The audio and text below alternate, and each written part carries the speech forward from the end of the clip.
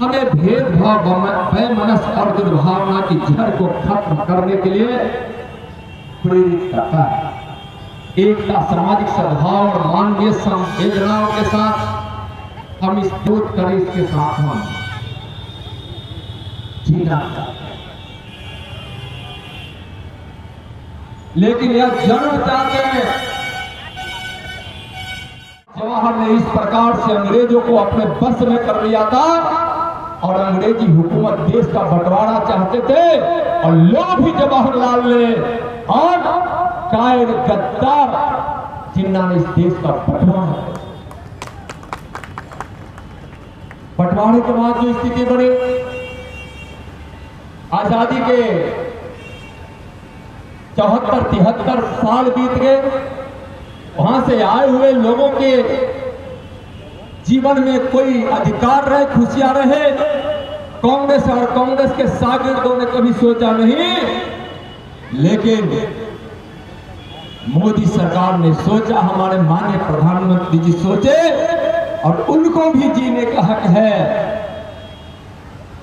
कुछ तिथियों के साथ सीएए कानून आया। सीएए कानून के विरोध करने वाले कम्युनिस्ट और आरजेडी के लोग कान खोल कर सुन लो। तुम इतने क्रूर प्रवृत्ति की हो सकते हो कि जिन्होंने अपना मां बहन खोकर आया है पाकिस्तान से, उस पर तुमको दया नहीं आती है। तुम वोट की राजनीति करते हो, तुष्टीकरण करते हो। न भगवान माफ करेगा, न इस देश की जनता माफ करेगी तुमको। आज कम्युनिस्ट ने, आज हम जो इस देश का विभीषका मना रहे हैं स्मृति दिवस के रूप में, आज देश के बंटवारे के दर्द को कभी नहीं भुला सकता है यह देश। इसलिए वैसे लोगों ने जो अपना बहन बेटी बच्चे माँ पिता खोए हैं, धन संपत्ति खोया है, घर खोया है, जिन्होंने अपना भागते भागते धर्म को नहीं छोड़ा है, जिसने अपनी भारत की मिट्टी को अपनी मातृभूमि मानकर इस देश आया है, वैसे लोगों का जो बलिदान और समर्पण है, उनके बलिदान और समर्पण के रूप में आज हम सब यह तिथि मना रहे हैं। प्रधान है बांग्लादेश और पाकिस्तान में भी हिंदुओं को उसका सम्मान मिलना चाहिए। आप पूछने चाहते हैं कांग्रेस कम्युनिस्ट और आरजेडी वालों से, समाजवादी पार्टी के वालों से, जिसने तुष्टीकरण की राजनीति को पर ज्यादा बल दे रहे हैं, क्या आप इस आवाज के साथ आप खड़े होंगे? हम पूछना चाहते हैं कि जिस समय पाकिस्तान फिर बाद में बांग्लादेश बना, उन देशों के हिंदू गए तो गए कहां? कुछ तो भारत में आए आ गए, बाकी धरती निकल गई या आसमान में चले गए, जवाब उसके पास नहीं।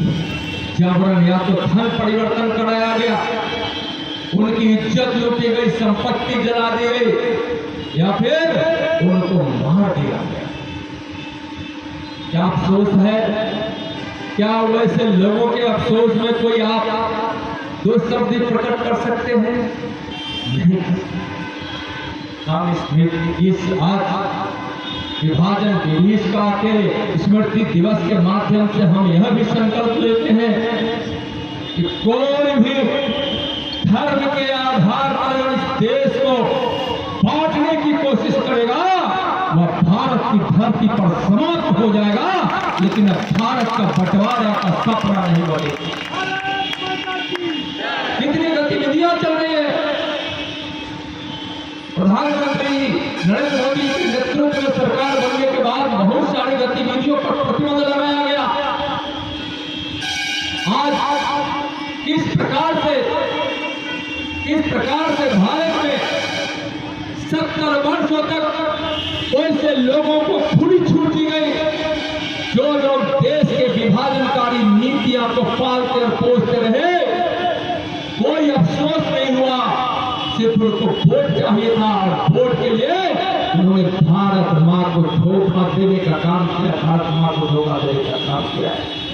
कम्युनिस्ट और मुस्लिम लीग के गठजोड़ को कौन नहीं जानता है? कौन भारत की कम्युनिस्ट पार्टी, यहां भी कम्युनिस्ट पार्टियां पाओ पसारे हुए भी थी, पसारने की कोशिश भी कर रही है। हम समस्तीपुर के भाई और बहनों से भी कहना चाहेंगे कि उस गद्दार कम्युनिस्टों को पहचानिए जिसने मुस्लिम लीग से गठजोड़ किया, विभाजन के मांग को समर्थन किया। इसके अतिरिक्त उन्होंने अनेक मुस्लिम सदस्यों के निर्देश दिया कि द्वि राष्ट्र के सिद्धांतवाद को अपनाए। इसलिए कम्युनिस्ट से भी सावधान रहना है, कम्युनिस्ट से और ऐसी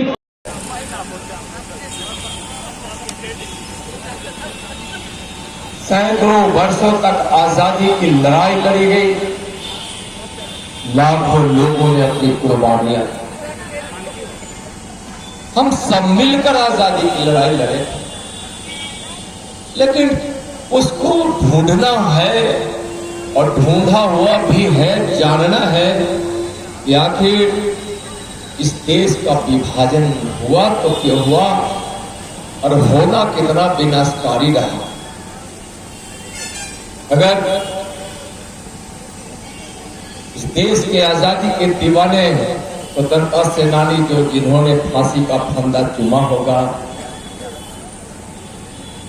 वह कभी सोचे भी नहीं होंगे कि भारत मां को आजादी मिलने से पहले उसके अंचल के दो टुकड़े हो जाएंगे, उनके शरीर का बंटवारा हो जाएगा। ऐसे तो आजादी के लगभग 50 वर्ष पहले ही एक धार्मिक मनोवृत्ति को पाले हुए मुस्लिम नेताओं ने, जो इस देश का बंटवारा चाहते थे, पहले से ही राजनीतिक प्रारंभ। देश के सभी मुस्लिम देश के बंटवारों के पक्ष में नहीं थे, लेकिन हिंदू पक्ष में एक भी हिंदू ऐसा नहीं था जो इस विभाजन के पक्ष में था। लेकिन अगर हमसे कोई पूछे कि अगर सारे ही विभाजनकारी नीतियों के कारण बताए, तो उसका एक वाक्य में उत्तर है कि जिन्ना के जिन्ने और नेहरू जी, जवाहरलाल नेहरू के जिद ने इस देश का बंटवारा किया। देश के प्रधानमंत्री कोई बन जाता, क्या फर्क पड़ता था, लेकिन ढलती हुई उम्र में जिन्ना को लगा कि हम भी अब मन में इस देश के प्रधानमंत्री बनने और जो ख्वाहिश पाले हैं वो अभी पूरा नहीं होगा। और जवाहरलाल जी के मन में भी था कि हम इस देश के प्रधानमंत्री बने।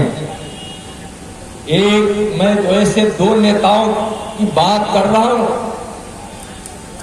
जिसके जितने और जिसके जिन्होंने इस देश का बंटवारा कर दिया। नेहरू और करने वाले बहुतों की मंसूबों में थी, लेकिन मैं दो नेताओं का नाम ले रहा हूं जो कारण बने और देश का बंटवारा हुआ। लेकिन आज मैं माननीय प्रधानमंत्री आदरणीय नरेंद्र मोदी जी की सोच की बात मैं कहना चाहूंगा। जो 2047 जब यह देश अपनी आजादी का 100वां वर्षगांठ मना रहा होगा, तो हमारा भारत कैसा हो, हम सब मिलकर दीर्घायु हो, अपने आंखों के सामने 2047 का सपना हमारे प्रधानमंत्री जी देखे, जो वो उन्होंने संकल्प के साथ जो सपनों को साकार करने के लिए दिन रात परिश्रम कर रहे हैं।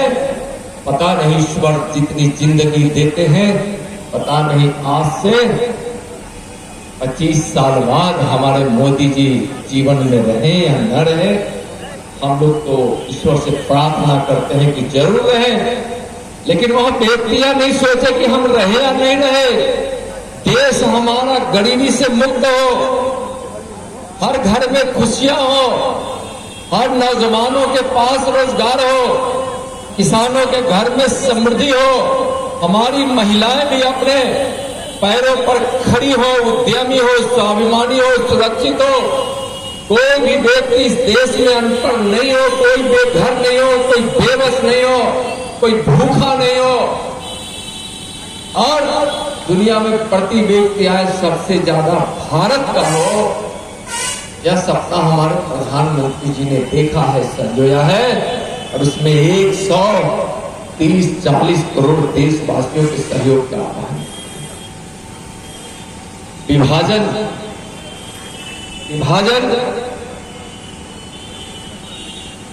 एक तरह से 1906 में ही मुस्लिम लीग ने इसकी बुनियाद को पक्की कर दिया। विभाजन के बाद दो धर्मों के आधार पर एक गैर मुस्लिम देश और एक मुस्लिम देश की अवधारणाओं के साथ यह देश का बंटवारा किया। कहा कि पाकिस्तान मुस्लिमों का देश हो गया, हिंदुस्तान हिंदुओं का देश हो गया। जिस हिंदुओं के इस देश में सिख भी रहेंगे, जैन भी रहेंगे, ईसाई भी रहेंगे, पारसी भी रहेंगे, और यहां बौद्ध भी, सब रहेंगे। लेकिन बहुत सारे वैसे लोगों ने हिंदुस्तान भी छोड़ा और बहुत सारे लोगों ने पाकिस्तान भी छोड़ा। जो हिंदुस्तान छोड़कर गए उनको छोड़ने के लिए नहीं कहा गया, उनकी संपत्तियां लूटी नहीं गई, उनकी मां बहनों के साथ बलात्कार बेइज्जती नहीं हुए, उनके कपड़े नहीं उतारे गए, किसी की हत्या नहीं की गई, मां के गोद में पल रहे बच्चों को भी मौत की नींद सुलाया नहीं गया। लेकिन पाकिस्तान से आने वाले ऐसे सारे लोगों को, जो हिंदू आ रहे थे, सिख आ रहे थे, या तो मौत के घाट उतार दिए गए। कुछ तिथियों के साथ सीएए कानून आया। सीएए कानून के विरोध करने वाले कम्युनिस्ट और आरजेडी के लोग कान खोल कर सुन लो। तुम इतने क्रूर प्रवृत्ति की हो सकते हो कि जिन्होंने अपना मां बहन खोकर आया है पाकिस्तान से, उस पर तुमको दया नहीं आती है। तुम वोट की राजनीति करते हो, तुष्टिकरण करते हो। न भगवान माफ करेगा, न इस देश की जनता माफ करेगी तुमको। आज कम्युनिस्ट ने, आज हम जो इस देश का विभीषिका मना रहे हैं स्मृति दिवस के रूप में, आज देश के बंटवारे के दर्द को कभी नहीं भुला सकता है यह देश। इसलिए वैसे लोगों ने जो अपना बहन बेटी बच्चे माँ पिता खोए हैं, धन संपत्ति खोया है, घर खोया है, जिन्होंने अपना भागते भागते धर्म को नहीं छोड़ा है, जिसने अपनी भारत की मिट्टी को अपनी मातृभूमि मानकर इस देश आया है, वैसे लोगों का जो बलिदान और समर्पण है, उनके बलिदान और समर्पण के रूप में आज हम सब यह तिथि मना रहे हैं।